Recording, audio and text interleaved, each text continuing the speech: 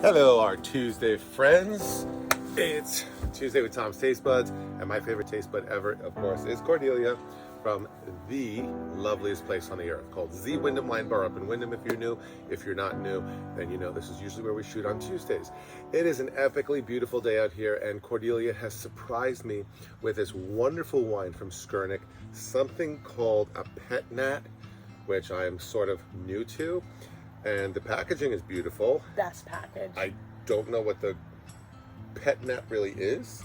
Yeah. And I will throw you in, my it's awesome. It's so fun. And I love the packaging. It's a great. So we wanted to wait to open this on camera, just because, you know, great wine has a feeling, of course, and it comes in this vintage map of a particular place near and dear to the winemaker, who's a female named Heidi Schrock.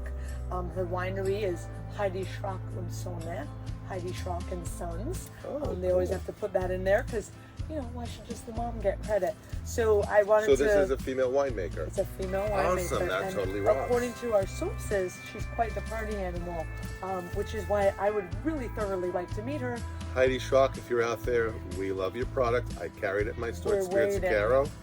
This lovely, amazing woman rocks it out at the Z Wyndham Wine Bar with all of your stuff. So this is... Stay with me when you come to America. There you go. The guest room's across from the wine cellar. You'll be fine. I love it. You can have a Heidi Schrock night, and we can just do all of your pet au naturel. I'm familiar with the Grunevet liners. We just did her ferment last week, which was outstanding. Yes, it was. Confused so now, everyone.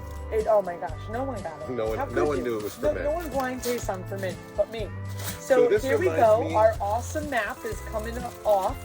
And we're left behind with this really fun, little bit cloudy. I love that the light is behind us right now because the cloudiness. This is an unfiltered wine. It almost looks like you're buying a cider or something. Absolutely, with all it's got of a that apple little in there. Kombucha-ness to it.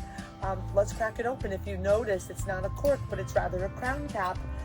Crown caps, of course, are how they temporarily keep the bubbles in champagne during the secondary fermentation. Before it's corked. Before it's degorged, Gotcha. right. So now on petnat, what happens is they don't kill all the yeast off in the wine must. They leave a little active. When they cap it, there's nowhere for the carbon dioxide to go.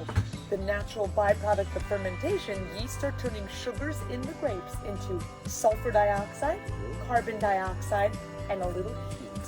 That is all natural. When a winemaker adds more sulfur dioxide, they're trying to kill the yeast before they turn too much sugar into alcohol. Probably not the best for us. Gotcha. I try to find low intervention wines personally. Petnat, they let the yeast keep working, which of course, carbonation was a happy accident. Petnat naturel predates champagne. It's also called, the method ancestral. The ancestral method. So it's a really fun, and I'm just gonna pour it because my mouth's watering. My question to you is, I'm watching you open this and pour it, you know, do the whole 9 yards with this. It stays unfiltered. There's no like pre-mixing or anything. Obviously, we don't want it to explode on opening. Yeah. But you just pour this and it naturally just comes out as at will. I guess it's the most fun part of wine is that it really is just at the end of the day science. Please. As you can see, this fabulous the entire sediment that's at the bottom and the cloud that's appearing. That's really amazing. It really reminds me of that kombucha, unfiltered ciders and things like that, where the fruit product or the vegetable product are left in there. Yeah, it's just got the most refreshing taste. It's got a refreshing nose. It's very juicy. It's kind of in its own little way grapey, like we were saying last week. There's a surprising thirst quenching note to it, which most wines don't always quench your thirst, but this I think is because it's got a very big nose without being recognizable to me as a specific, like you would be able to smell a Sauvignon Blanc or a Cabernet or a Pinot Noir.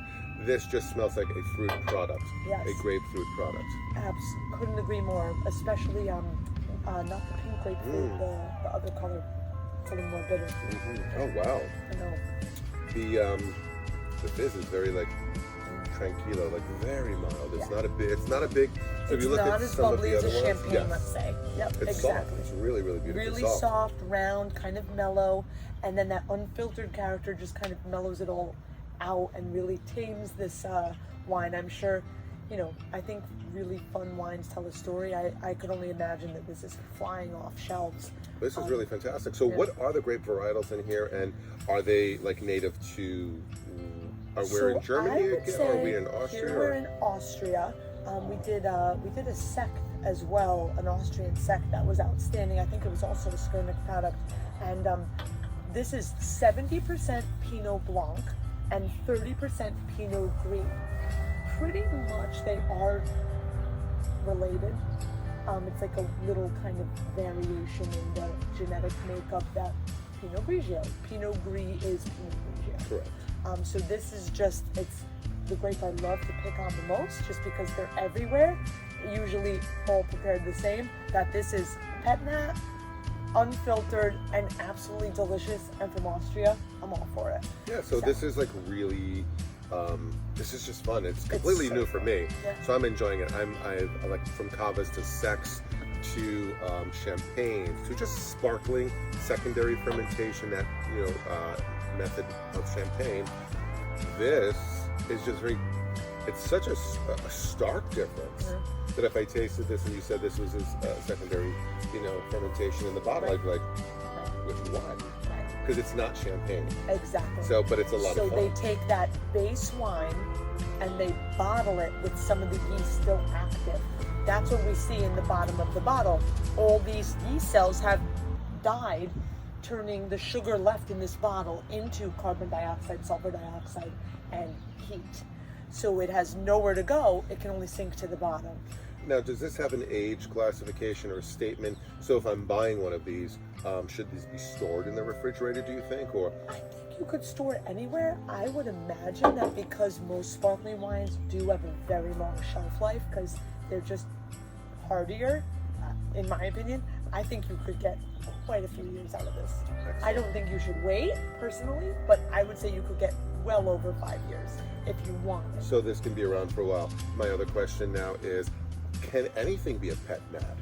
Can you do it with a carbonation? I'm sorry, can you do it with a Cabernet, a Pinot Noir? Absolutely, so you're basically can make a bubbly out of anything you want in this style. Can. Would this be considered an orange style kind of wine, or? You know, I don't know. I'd have to ask Chris, who we buy it from, but I don't probably in essence. I'm trying to think. No, because it's just it's just trapped carbonation. Gotcha. There could have been skin contact. Gotcha. I don't actually know. And you know how I feel about those, but still. Exactly. But still, it could very well be. And again, I'm a victim of my own wine school. I've been known to like one here and there. So exactly, sort of like the Pinot Grigios of the world. It's like, I'm not a big fan of it. We sell more of that than almost anything else. On the flip side, I finally had 2 Pinot Grigios that are just mind-blowing, that I really found. You can drink wine enough, and in time, you will eventually find the one wine you hated in a different land. I can name half a dozen people in wine school. Yeah, which is amazing. Which is awesome. So this is completely new for me. I'm really, I'm a fan. I'm a big fan of this. Can't wait for you to get more of this in your life. And I think it's a great gift for the person who loves bubbly wine in your life. I mean, look at this awesome map. And it just got a great package, tells a great story.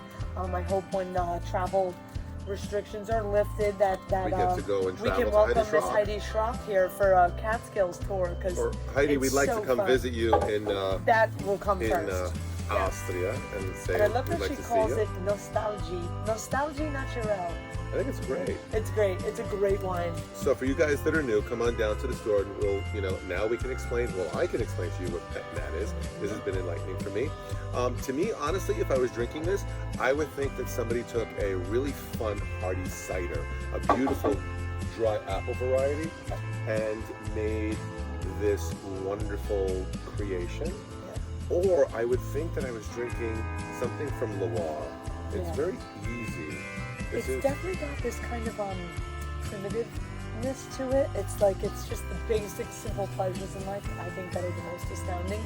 If you think long before we had iPhones and Facebook and Instagram and TikTok and all those things, Snapchat, people didn't have anything to live for. Right. The person that accidentally trapped carbonation in a bottle, can you imagine what that was like for them, that they tasted sparkling anything for the first time in their life? We're going to debunk the original Sorry, Dom I know, Perignon. he did not invent, he mastered it. He kinda but mastered he did it. not invent it. That is Yeah. absolutely so. We have so We many- love him nonetheless. Yes.